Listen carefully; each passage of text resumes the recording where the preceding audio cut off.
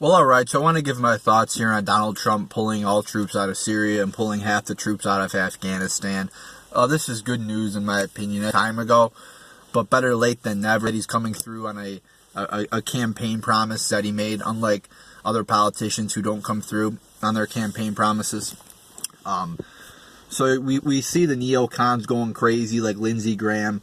And I'm watching CNN last night. I know, what are you doing watching CNN? I mean, it's fucking brutal, I know, but I was watching it on YouTube, and I see Wolf Blitzer talking to Stephen Miller, and he's like, oh, Lindsey Graham, a foreign policy expert, Lindsey Graham, and all these other foreign policy experts are really questioning your motive to get out of Syria. What foreign policy experts are we talking about? Like I said, Lindsey Graham, yeah, he's really been smart on foreign policy.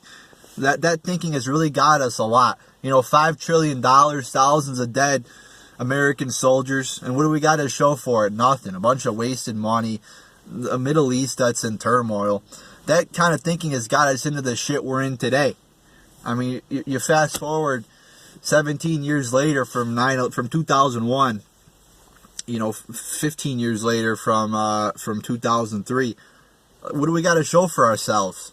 Probably worse off than we were back then, and we've wasted all this money by having troops just fighting these random wars that don't have any interest in America. I mean, why should we get involved in the Syrian civil war? There's many civil wars happening in America, in the world. Getting involved in them doesn't really benefit America at all. It actually hurts us, probably.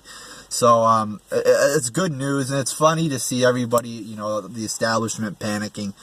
And especially the Democrats. A lot of the Democrats are saying, oh, Putin told them to do it, or oh my God, we're withdrawing troops. These are the same Democrats who oppose the Iraq war.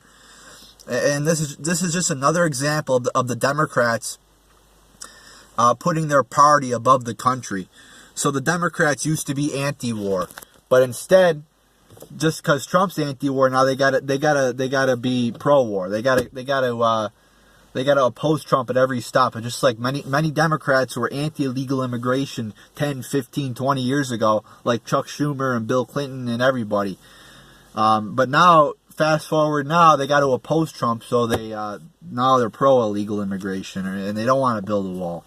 So yeah, this is good news. And then Mattis resigns, and everybody's like, "Oh my God, Mattis resigned! Mattis resigned! Oh my God!" That's like they're criticizing Trump over that.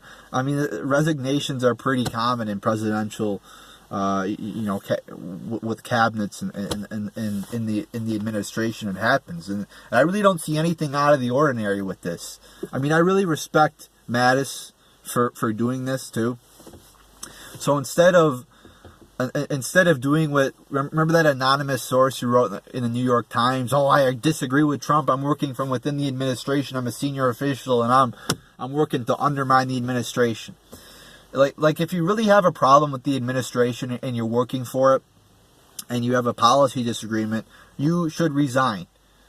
And so I really respect Mattis in that sense. People will have disagreements. People have political disagreements. Not anymore. We can't have any mature political disagreements anymore in this political era, it seems like. But it's like you could disagree with me politically, but still be a good person.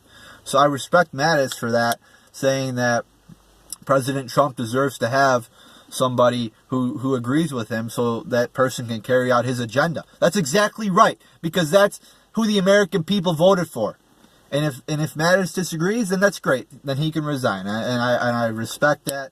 And that's why I don't understand why John Bolton's working for Trump. Like what the fuck is that neocon doing in the administration? I mean, he certainly didn't convince Trump to get out of Syria and Afghanistan. So he needs to go as well, because Trump should have people in his administration who agree with him. And so it doesn't really make any sense to have people like John Bolton in the administration. But this is good news that Trump is getting troops out of... Sorry about that. Shit. Getting troops out of Afghanistan. Getting troops out of Syria.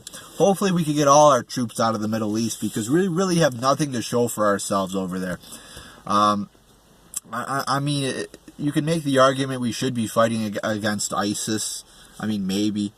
I mean, at least that's more in our interest. But to get involved in these, like, civil wars and shit like that, you know, in, like, Libya, and to be overthrowing dictators and shit, like, that hasn't gotten us anywhere.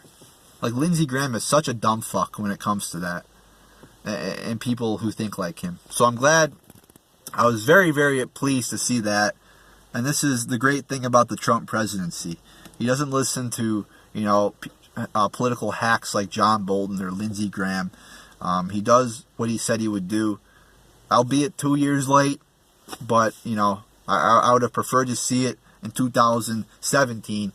But, hey, I'll take it. So there you go, people. I mean, we wouldn't have gotten this with, like, Hillary Clinton or Jeb Bush or somebody like that. So Trump's been doing some good things. So hopefully he stays firm on getting that border wall too, and doesn't cave in like he did last year. But we'll see what happens with that. It's very exciting, the Trump presidency, that's for sure. So I'm always looking at the news to see what's happening next. Always something going on. So there you go, people.